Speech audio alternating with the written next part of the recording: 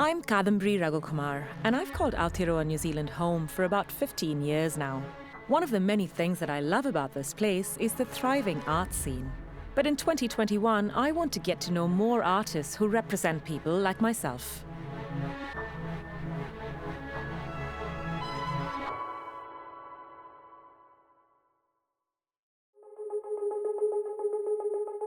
So when you're being told for that many years that, oh, you'll never become a dancer, stand on the stage, you'll never perform, I knew I had to fight. I'm gonna prove you wrong.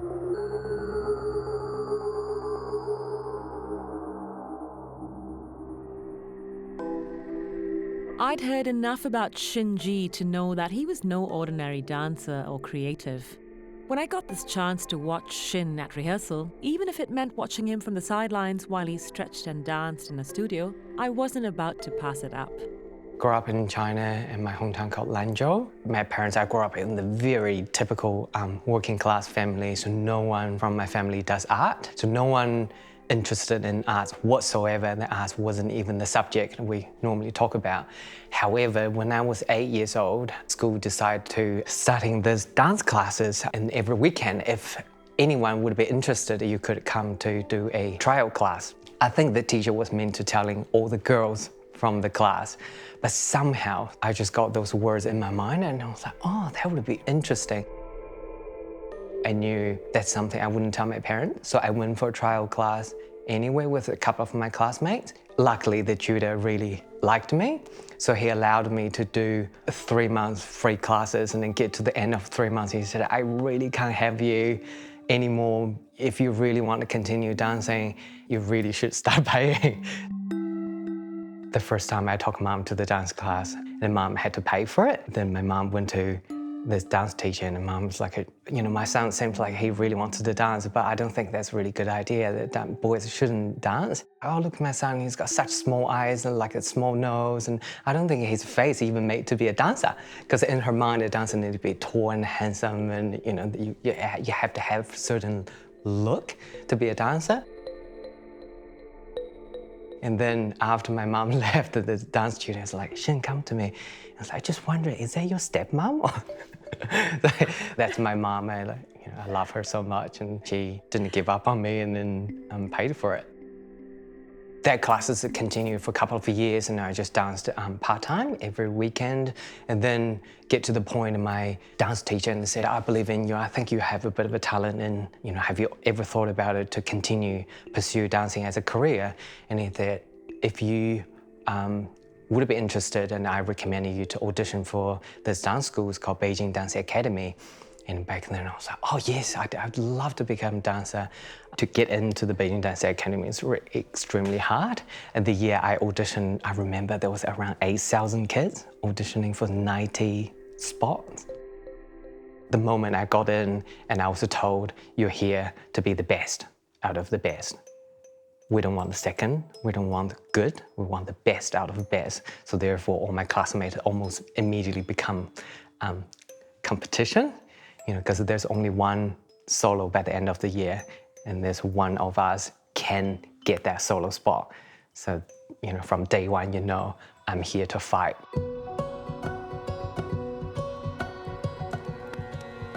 Being a dancer is not only mentally really stressful, also physically. You have to deal with so much pain. A lot of flexibility classes, and the teachers stand on you, when you're in the split position. You put one leg on a chair, another leg on the floor, and they stand on you. You cry for 15 minutes.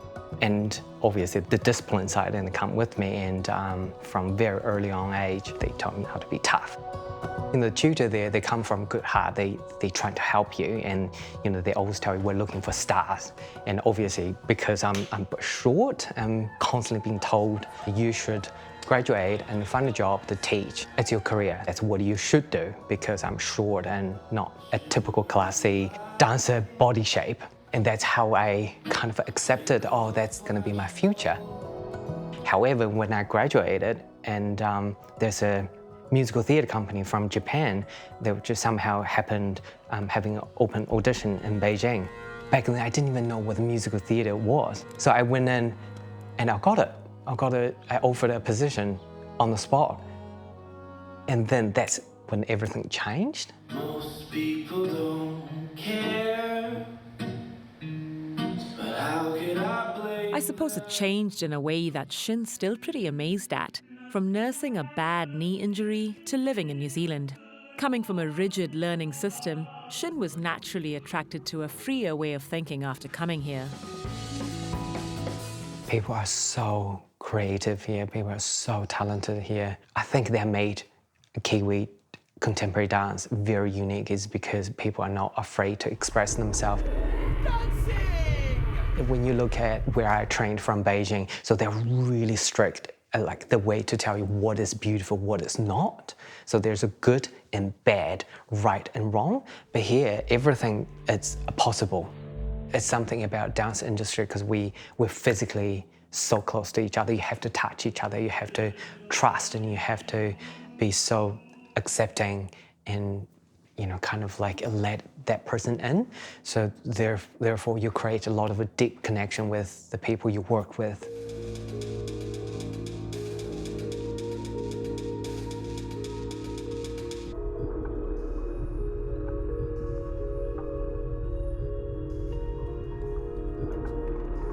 Live performance is always, you know, quite magical, and it's just something about it, it's irreplaceable. It's almost like a ceremony, you know, the ceremony we're both, as an audience, as a performer, we both agree to come into this moment, come into this particular space. Everything I know is gonna happen, it only can happen that particular night, that particular moment. Once it's gone, it's gone. Our art form is being really highly challenged by the pandemic because, you know, when there's a lockdown, the theatre is the first thing to go. And a lot of people start thinking, what if one day we can't perform in the theatre and where we can build this same connection with audience, with people, and, you know, still presenting your work, you express yourself. I try to be as positive as possible. When I look at a lot of the challenges I had before, and eventually they all become some sort of opportunities. And that's the magic moment.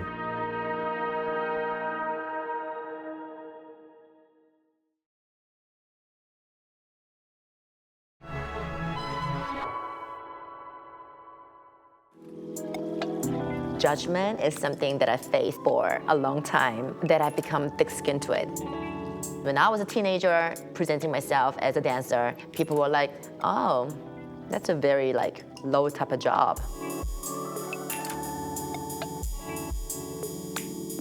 For me, going to Wairau Valley is about getting my car fixed. But for some, this is where they get their dance fix. Rina, Chae, and her husband Z run these packed-out classes, I'd heard. So I popped in to see what the deal is about. My mom's a doctor, my dad's a doctor, and if we were staying in Korea, I would have probably become a doctor. There would have been no choice, no questions asked, you know? The path was like there for you. You don't really get to choose what you want to become. I'm sure the game is a lot more different now in Korea, but this is, we're talking like, you know, the 80s. Being in New Zealand opened up my whole mind, my communication skills. I was encouraged to find my own path as opposed to walking the path of, you know, somebody giving you, become this, you know? I just never liked anything to do with science or math, you know what I mean? Like, but I was never into them. Whereas I loved arts, I like music, I love dancing.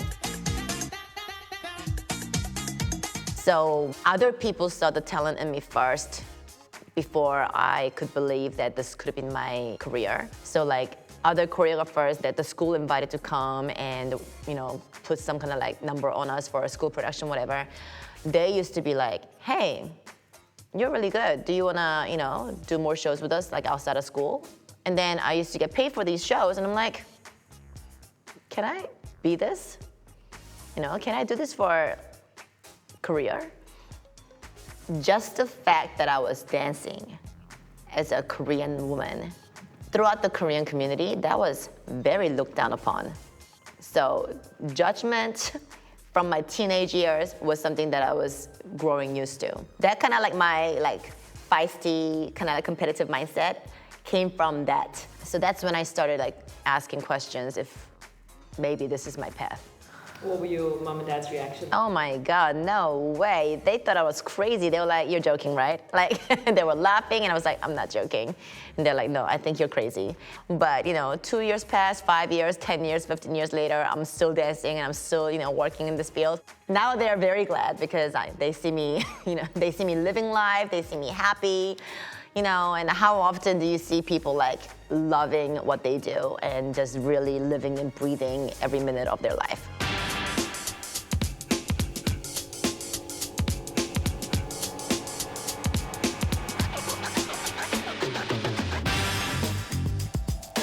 When I left LA, I was on my high, I was booking many jobs. That time I was like, oh my God, I could really stay here and make this the rest of my life type of thing. And on the other hand, I was like, but I really miss mom. Does it mean if I make a living here and make this my thing, then does that mean that I'm just not gonna be with mom? And do I want that life? I was asking these kind of questions. So in their eyes, people that I was dancing with back then, I would have been a failure because, oh, she quit. I would have been a quitter, Oh, she quit and she went back. She didn't fight till the end, doing this. But, look at me here, look at me with this amazing academy, now running my own mentorship, my dance company. In so many ways, I'm like, oh my God, no way. I'm so glad that I came back.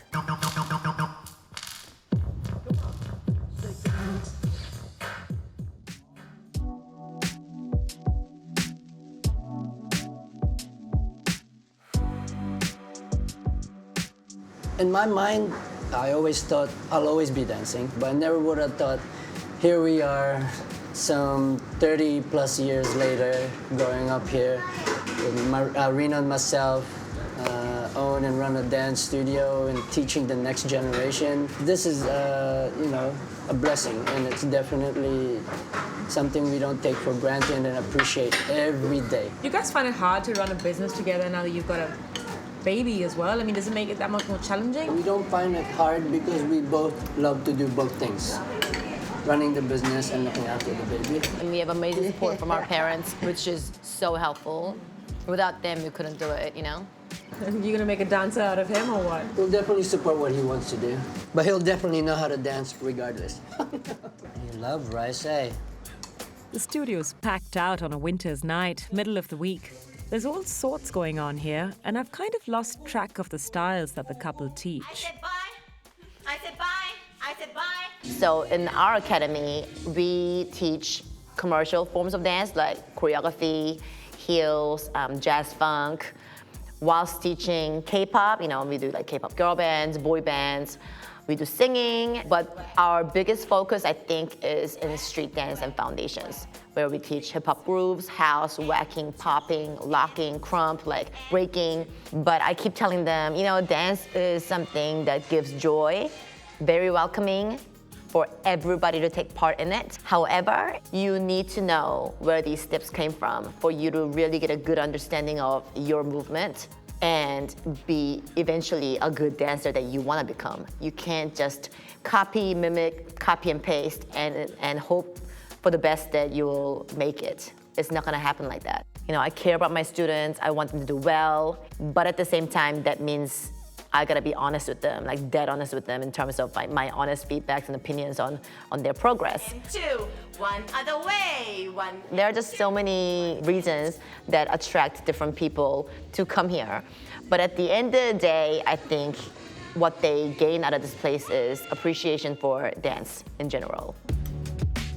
5 years in LA and the glitz and glam of dance life was just about enough for Rina, though. I know exactly what I am in this field, where my dance stands, and we have no idea where the next chapter is taking us, but the only thing we can do is do the best and what we are committed to doing, and we'll see where the journey takes us.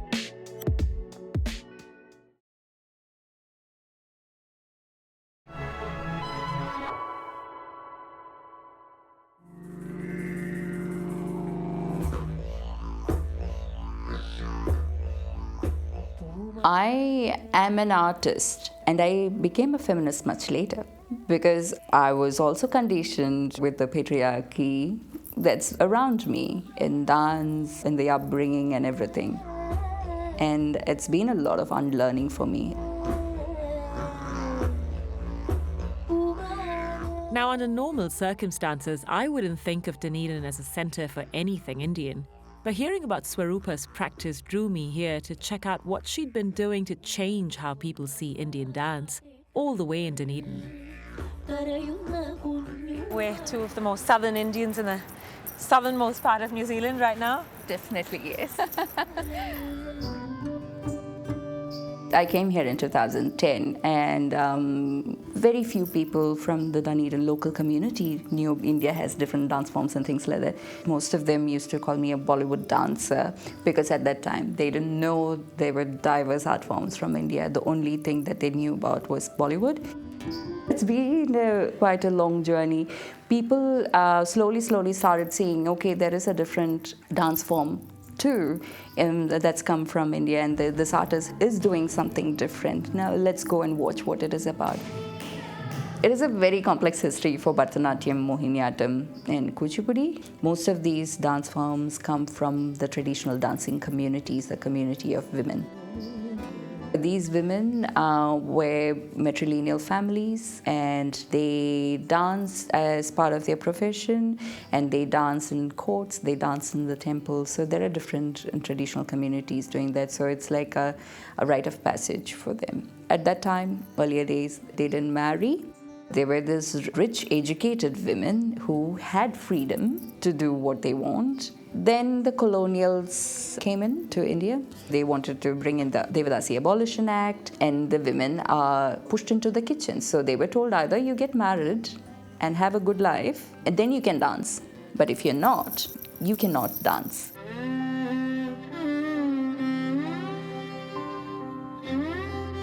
During that Indian independence in 1947, there was this nationalism movement that was happening. So they wanted something that will represent art and culture, Indian art, Indian culture. What happened was the middle class women, or the higher caste women, all of them started learning these dance, and they started dancing it. So once that happened, then it was okay for all women to go and dance. But the actual artists were shunned away from it. And we took that dance form from them to save that dance form. So that savior complex that we always celebrate among the middle class and the upper caste. I believed in that too, until after I moved here.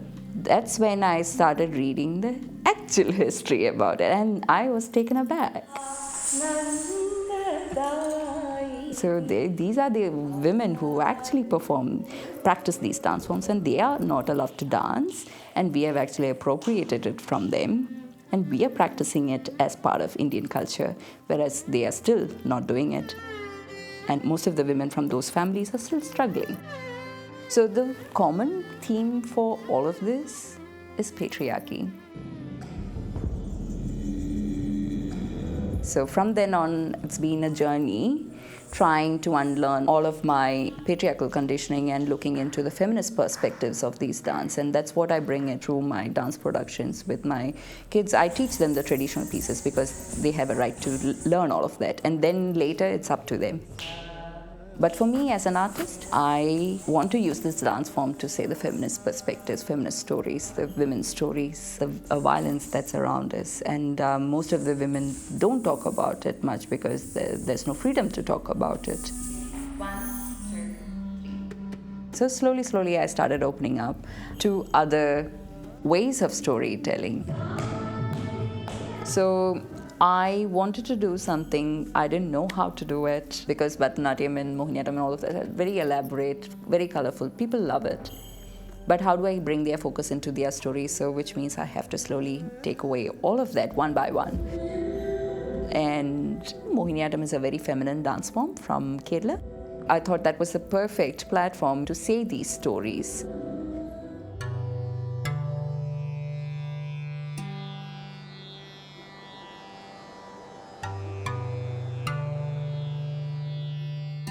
Atithe in Tireo Maori means resistance. It's the name of this piece that tells the story of oppressed women from across different cultures. Swaroopa's been studying te reo for a while, and with the permission of her mentor, she's settled on this name.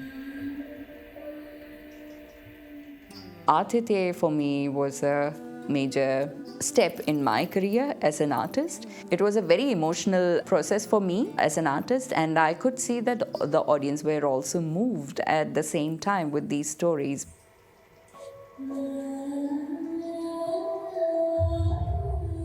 I want to take the stories, these women's stories, the feminist perspectives, Aotearoa, to other cities. But I have to go through a lot of steps, like, you have the region hierarchy, you have the dance hierarchy, you have the ethnic hierarchy. And within that ethnic hierarchy, I'm this feminist artist. So I'm at the bottom of all of that. It's kind of exhausting to climb all those ladders and put myself out there. But it's a mission that I've decided to take up, and I'm very happy with that.